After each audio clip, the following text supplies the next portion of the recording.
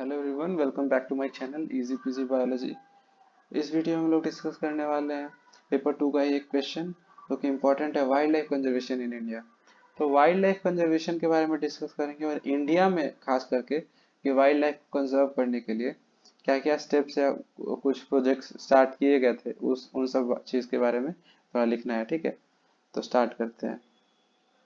तो सबसे पहले कंजर्वेशन ऑफ वाइल्ड लाइफ के बारे में जानते हैं कि वाइल्ड लाइफ को हम लोग कंजर्व क्यों करना है। सबसे पहला बात तो इसको आप अपने लैंग्वेज में एक्सप्लेन कर सकते हैं क्यों करना है। Obviously to maintain the eco balance of ecosystem, उसको आप अपने लैंग्वेज में उसको आप एक्सप्लेन कर सकते हैं, इसमें कोई ऐसा स्पेसिफिक है नहीं। लेकिन कंजर्वेशन करना कैसे है, वाई पहले क्यों करना है वो हम लोग लिखेंगे, फिर कैसे करना है, क्या क्या तरीका है वो हम लोग लिखेंगे। तो कैसे करना है, क्या क्या होता है मेथड्स, वो हम लोग सीधा देखते हैं। तो दो तरीके का कंजर्वेशन, दो तरीके से वाइल्ड लाइफ कंजर्वेशन किया जा सकता है। एक तो इन सीटू कंजर्वेशन और एक एक सीटू कंजर्वेशन। तो इन सीटू मतलब नेचर नेचर में रख के, उन लोग को नेचुरल हैबिटेट में रख के, तो उन लोग इन लोग को वाइल्ड लाइफ को, ऑब्वियसली एनिमल का बात हो रहा है, तो जो भी एनिमल है जिसको कंजर्वेशन हम लोग को करना है, उनका नंबर डिप्लीट हो गया है, रेड लिस्ट में चला गया है, बहुत ही इंडेंजर्ड है, तो उसको उसके नेचुरल इन्वायरमेंट में रखते हुए उसको कंजर्व करना, उसको बचा के रखना, उनके ब्रीडिंग को प्रमोट करना, उनका देखभाल करना, इस चीज को बोलते हैं इन सीटू कंजर्वेशन।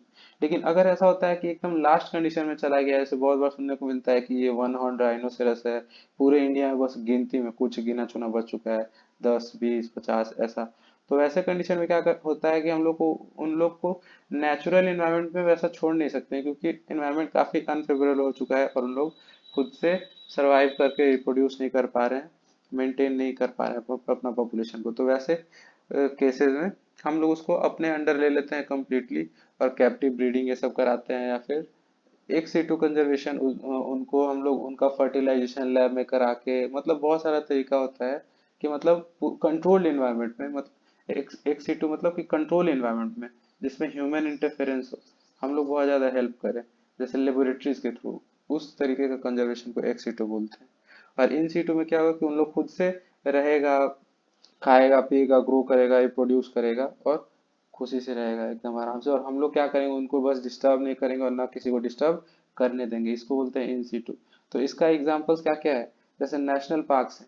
तो नेशनल पार्क्स क्या होता है, हम लोग कुछ करने नहीं जाते हैं, हम लोग बस एनिमल्स का देखभाल करते हैं और उनको किसी और से डिस्टर्ब करने से रोकते हैं। जैसे ऐसे अगर किसी कोई प्रोटेक्टेड एरिया नहीं रहेगा तो कोई जाता है, हंटर जाता है किसी उस एनिमल के पार्ट के लिए, या किसी भी अपना सेल्फ रीजन के लिए उन लोगों को किल करता है, हंटिंग करता है, और बहुत सारे रीजन के कारण उनको डिस्टर्ब किया जाता है, किल किया जाता है।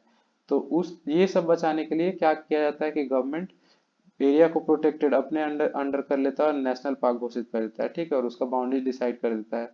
तो national park wild life sanctuaries में सबसे बेसिक अंतर ये होता है कि जो नेशनल पार्क होता है वो उसका बाउंड्री स्टेट गवर्नमेंट डिसाइड करता है, लेकिन वाइल्ड लाइफ सेंचुरी जो होता है वो स्टेट गवर्नमेंट उसका बाउंड्री डिसाइड नहीं करता है। ठीक है, तो नेशनल पार्क जैसे एग्जांपल है, एग्जांपल्स पहले देख लेते हैं कुछ पॉइंट्स, जैसे have scientific, educational and recreational value.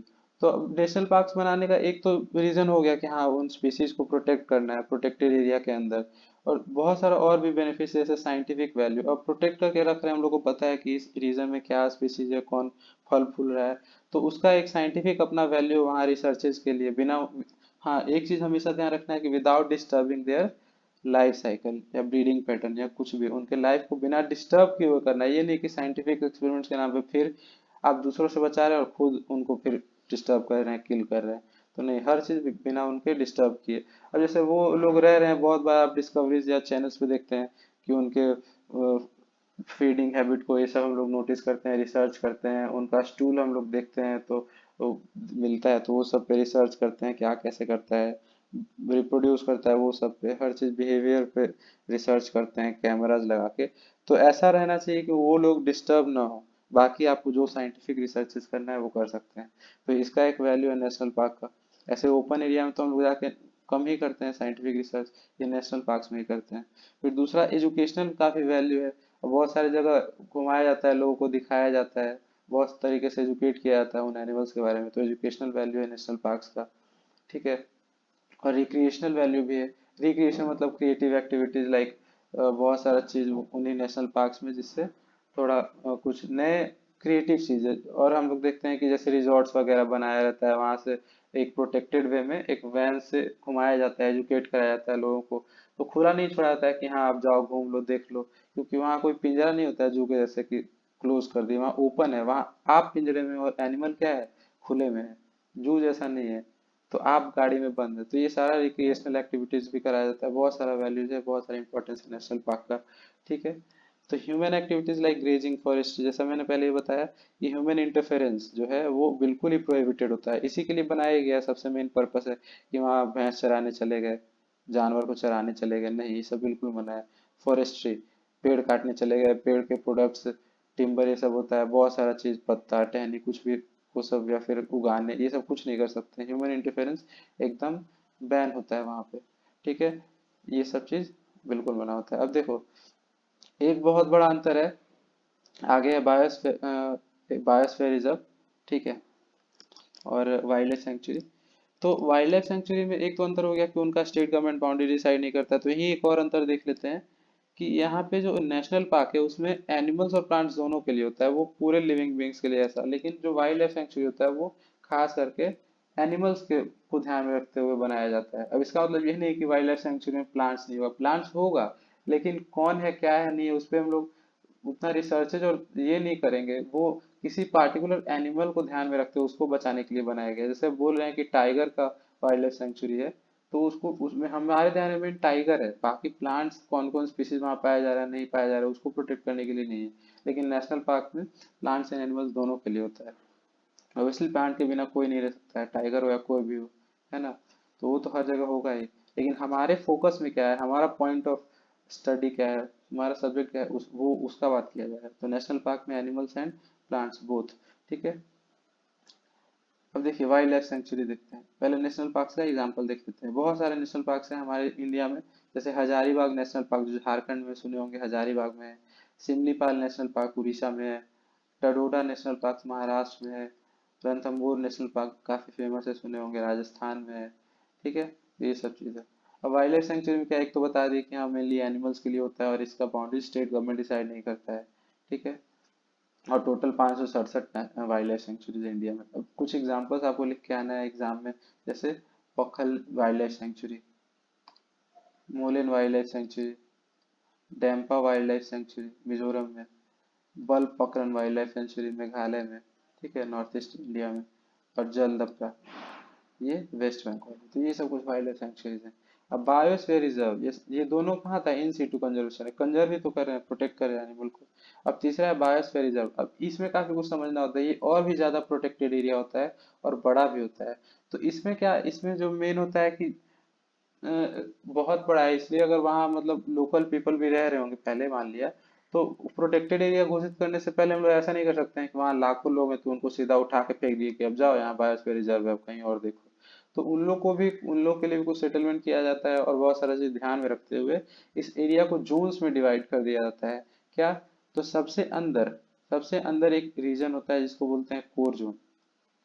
यहाँ पे इंटरफेरेंस एकदम बिल्कुल ही मना होता है, कोई बिल्कुल नहीं आ सकता है, एकदम स्ट्रिक्टली। एकदम कोर जोन है जो उस एनिमल के लिए, उस स्पीसीज के लिए अनडिस्टर्ब तरीके से उस पे रहने के लिए बना हुआ है। ठीक है, कोई नहीं जाएगा जब तक कि वो कोई प्रोफेशनल ना हो, कोई फॉरेस्ट मास्टर ना हो, या फिर कोई ऑफिसर ना हो, फॉरेस्ट ऑफिसर ना हो, या फिर जो उनको उनके देखभाल करने वाले जूलॉजिस्ट वगैरह हैं, ठीक है ना, एनिमल साइंटिस्ट ना हो। तो उन सब के अलावा कोई नहीं जा सकता ऐसे नॉर्मल पीपल। और उनको भी जाने के लिए खास ये देना होता है कि हाँ ये रीजन है, ऐसे ऐसे ऐसे, बिना मतलब के, मतलब जितना ज्यादा हो सके वहाँ एंट्री ह्यूमन का अवॉइड किया जाता है इन कोर एरिया में।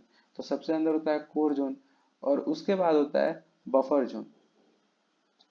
यहाँ भी एंट्री अलाउड नहीं होता है, लेकिन वहाँ के जो देखभाल करने वाले जो वर्कर्स हैं वो जा सकते हैं।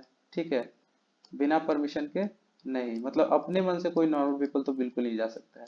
ठीक है, कोर जोन में बिल्कुल प्रोहिबिटेड है, वहाँ बिल्कुल इतना इजीली नहीं जा सकता है, वहाँ के लोग भी नहीं जा सकते हैं। ठीक है, वहाँ का जो बायोस्फीयर रिजर्व का आदमी है। ठीक है, बहुत स्पेशल केसेस में जाएंगे अंदर, लेकिन बफर जोन में भी परमिशन लेना पड़ेगी, ये नहीं कि यहाँ पे वहाँ के लोग आराम से जा सकते हैं। और सबसे बाहर होता है ट्रांजिशन एरिया। अब ये ट्रांजिशन एरिया में थोड़ा बहुत अलाउ, थोड़ा फ्लेक्सिबिलिटी रखा जाता है और थोड़ा बहुत अलाउ किया जाता है वहाँ के लोकल पीपल के लिए। फॉर एग्जांपल वहाँ कोई बायोस्फीयर रिजर्व पहले नहीं था, बनाया गया है, तो उनका लाइफ पूरी तरह से खत्म ना हो, बहुत ज़्यादा उन लोग परेशान ना हो जाए, तो थोड़ा सा रिसोर्सेज को यूज़ करना, थोड़ा बहुत मान लिया उन लोग ग्रेजिंग करा सकते हैं या फिर लकड़ी ये सब ले सकते हैं। मतलब क्योंकि वहाँ के मान लिया ट्राइब्स है तो वो फॉरेस्ट पे पूरे तरह से डिपेंडेंट थे, तो ऐसा सीधा हम लोग डायरेक्टली आइसोलेट नहीं कर सकते हैं कि जाओ अब वहाँ से नहीं आना है, बायोस्फीयर रिजर्व बन गया है। तो उनको थोड़ा थोड़ा अलाउ किया जाता है, लेकिन कहाँ, only in the transition zone, जो सबसे बाहर है, उसके अंदर नहीं। तो ये ट्रांजिशन इसीलिए बोला जाता है कि बायोस्फीयर रिजर्व और नॉर्मल फॉरेस्ट एरिया के बीच का ट्रांजिशन जोन है। तो इस तरीके के अरेंजमेंट से अच्छे से वेल प्लान्ड होता है बायोस्फीयर रिजर्व। 3 जोन्स में डिवाइडेड होता है, ये जोन के बारे में आपको लिख के आना है। बायोस्फीयर रिजर्व का एग्जांपल्स नीलगिरी हो गया, नंदा देवी हो गया बायोस्फीयर रिजर्व, और सुंदरबंस बंगाल में जो डेल्टा है वहाँ पे बायोस्फीयर रिजर्व है, ये सब एग्जांपल हो गया। अब ये तीनों हो गया इन सीटू कंजर्वेशन। अब ex situ conservation, ex situ भाई लेबोरेटरी में हम लोग साइंटिफिक तरीके से उसको कंजर्व करना, इसको बोलते हैं एक सीटू कंजर्वेशन। तो जैसे for example tissue culture plant के लिए यूज होता है, कैलस को ग्रो कराते हैं और उसका फिर टिश्यू छोटा प्लांटलेट ग्रो होता है, फिर उसको हम लोग ग्रीन हाउस में उसको एनवायरनमेंट के लिए रेडी करते हैं, फिर हम लोग उसको कहीं प्लांट कर सकते हैं। तो इस तरीके से उसको प्रिजर्व किया जा सकता है, नंबर बढ़ाया जाता है। तो टिश्यू कल्चर प्लांट्स के लिए स्पेशली है, ठीक है। जीन बैंक्स, जीन बैंक्स मतलब जीन, उनके जीनोम को स्टोर करके हम लोग रखते हैं, ताकि उनका जो कोई भी स्पीसीज का पहचान क्या है, उनका जीनोम, ताकि उन लोगों हम लोग को बाद में उसको हम लोग रिस्टोर कर पाए या ग्रो कर पाए, ठीक है, अपने हिसाब से। तो उनके जीन को स्टोर कर लिए, मतलब उस ऑर्गेनिज्म का सारा फीचर को हम लोग स्टोर करिए, उस ऑर्गेनिज्म स्पीसीज को स्टोर कर रहे हैं, ठीक है। तो इतना साइंस आगे जा चुका है। तो जीन बैंक में जीन स्टोर्ड होते हैं। कैप्टिव ब्रीडिंग जैसा बताया, कैप जूलॉजिकल जूलॉजिकल गार्डन जो है वो नेचुरल इन सीटू कंजर्वेशन नहीं है। इन सीटू कब होगा, जब उसको नेचुरल इन्वायरमेंट में नेचुरल तरीके से, जो उनका अपना खाने का तरीका है, रहने का तरीका है, वैसे छोड़ देंगे तब। अब जैसे जू आप घूमने जाते हैं तो वहाँ देखते हैं शेर पिंजरा बंद है, एक एक पेड़ लगा दिए, उसके नीचे छांव लेके चुपचाप बैठा हुआ है, उधर से एक पिंजरा का गेट खोले और मांस खाता है तो मांस दे दिए। तो क्या उनके रहने का तरीका यही है? नहीं, हम लोग अपने हिसाब से उसको रख रहे हैं, देखभाल कर रहे हैं। तो ये कैप्टिव है, उसको कब बंदी बना के रखा गया है, अपने हिसाब से रखा जा रहा है, वो नेचुरली नहीं रह रहे हैं। कैप्टिव ब्रीडिंग बोलेंगे इसको। मान लिया एक ही शेर बचा है, तो उसको हम लोग टाइम टू टाइम खाना देंगे, दवा देंगे, कुछ होगा तो देखेंगे, है ना। तो इसको बोलते हैं कैप्टिव ब्रीडिंग। जूलॉजिकल गार्डन क्या है, कैप्टिव ब्रीडिंग का एग्जाम्पल है। In vivo and in vitro preservation, ठीक है, ये सारा चीज हो गया। अब देखिए इंडिया में क्या क्या चीज किया गया है, ये सब कुछ लिखना है। अब इंडिया में बहुत सारा चीज किया गया है, लेकिन इंडिया में कुछ लॉस तो बनता है लेकिन वो इम्प्लीमेंट नहीं हो पाता है, लेकिन फिर भी बहुत सारा, बहुत हद तक हुआ है, ठीक है। तो सबसे पहले वाइल्ड लाइफ प्रोटेक्शन एक्ट आया था 1972 में। अब ये पूरा एक्ट के अंदर बहुत सारा चीज आया था उस समय के सेंसस के हिसाब से, कि कितना, ये कितना कौन सा स्पीसीज बचा है, कौन इंडेंजर्ड है, ये सब देखते हुए बहुत सारे स्पीसीज का प्रोजेक्ट इसके अंदर आता है। कि हाँ जैसे स्नो लिपर्ड था, स्नो लिपर्ड को बचाने के लिए तो स्नो लिपर्ड प्रोजेक्ट इसी के अंदर आ गया। ये वाइल्ड लाइफ प्रोटेक्शन एक्ट के अंदर ये सब आया था। लिस्टेड जो स्पीसीज था उसको बचाने के लिए snow leopard protected act, tiger project tiger, ये सब प्रोजेक्ट राइनो, ये सब बहुत सारा एनिमल्स को बचाने के लिए इसी के अंदर आया था, वाइल्ड लाइफ प्रोटेक्शन एक्ट 1972 में, ठीक है। अब जैसे और भी पॉइंट्स देखते हैं कि establishment of sanctuaries and national parks. अब क्या किया गया कि वाइल्ड लाइफ सेंचुरीज और नेशनल पार्क्स को स्टेबलाइज किया गया, ठीक है। ये एक बहुत अच्छा तरीका है प्रोटेक्ट करने के लिए, कंजर्व करने के लिए किसी भी स्पीसीज को। लॉ से प्रोटेक्ट किया गया कि हाँ लॉ जो स्ट्रिक्ट बनाओ, हर कोई वहाँ पे इंटरफेयर नहीं कर सकता है, वहाँ के रिसोर्सेज को यूज नहीं कर सकता है, स्ट्रिक्ट लॉज बनाओ। अगर कोई कुछ एनिमल क्रुएल्टी करते हुए, हंटिंग ये सब में पकड़ा जाता है, पोर्चिंग करते हुए पकड़ा जाता है, पोर्चिंग मतलब कि जो उसका स्मगलिंग होता है स्किन के लिए, तो कोई एक्जोस्केलेटन से दांत, हाथी का दांत के लिए बहुत उनको किल किया जाता है, मतलब बहुत सारा जो गलत एक्टिविटीज होता है, तो उसको लॉ के द्वारा प्रोटेक्ट किया गया कि बहुत ही स्ट्रिक्ट कानून हो, उसको सजा मिले, है ना। तो ये लॉ के द्वारा प्रोटेक्ट किया गया। प्रोटेक्शन बाय नेचुरल हैबिटेट्स, ताकि वो सब रोका जा सके। अब नेचुरल हैबिटेट को भी प्रोटेक्ट किया गया, यही wild life sanctuary, national park, biosphere reserve, उनके नेचुरल हैबिटेट को प्रोटेक्ट कर रहे हैं प्रोटेक्टेड एरिया घोषित करके गवर्नमेंट। फिर कैप्टिव ब्रीडिंग प्रोग्राम लाया गया, जूलॉजिकल गार्डन्स।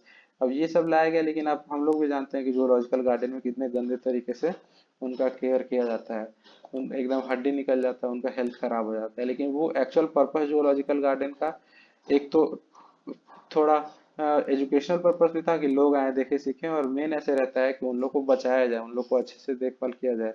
लेकिन इन लोग अच्छे से केयर नहीं करते हैं और एनिमल को किल कर देते हैं, उनका हेल्थ खराब हो जाता है। ठीक है, तो ये कैप्टिव ब्रीडिंग जूलॉजिकल गार्डन बनाया गया। प्रोजेक्ट डॉल्फिन, अब ये प्रोजेक्ट डॉल्फिन जो है, ये गंगा नदी में जो फ्रेश वाटर में डॉल्फिन पाया जाता है बहुत यूनिक होता है, और इसको इस क्या स्टेप्स लिया गया कि तो सबसे पहले इसको अक्वेटिक नेशनल अक्वेटिक एनिमल घोषित कर दिया गया।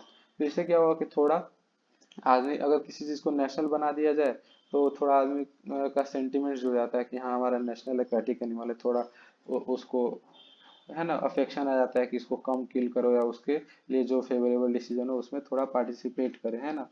तो ये किया गया, उसको नेशनल एनिमल घोषित किया गया।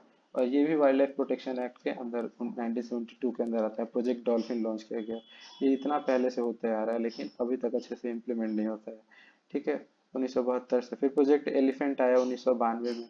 प्रोजेक्ट टाइगर आया, ये भी वाइल्ड लाइफ प्रोटेक्शन एक्ट 1972 के अंदर आता है। ठीक है, ये सब चीज और भी वाइल्ड लाइफ प्रोटेक्शन एक्ट में, मतलब इसका मेन पर्पस क्या था कि बायोडाइवर्सिटी को प्रोटेक्ट करे। वाइल्ड लाइफ प्रोटेक्शन एक्ट को देखिए, इसी को बहुत अच्छे से एक्सप्लेन कर दीजिए कुछ पॉइंट्स में। जैसे क्या था कि बायोडाइवर्सिटी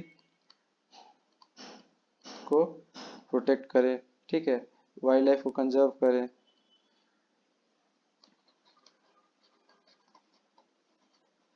वाइल्ड लाइफ को कंजर्व करे, ठीक है। और endangered plant, endangered plant and animals के लिए, अलग अलग स्पीसीज के लिए एक सेपरेट प्रोजेक्ट लॉन्च किया गया। ये सब सारा चीज वाइल्ड लाइफ प्रोटेक्शन एक्ट में हुआ। ठीक है, क्या किया गया, तो हंटिंग, पोर्चिंग, ये सब को प्रोहिबिट किया गया, स्ट्रिक्ट लॉज बनाया गया। ये सब बहुत गलत चीज है, हंटिंग ये सब ना हो एनिमल्स का। ठीक है, कैप्टिव ब्रीडिंग प्रोग्राम भी इसी के अंदर लॉन्च किया गया। कैप्टिव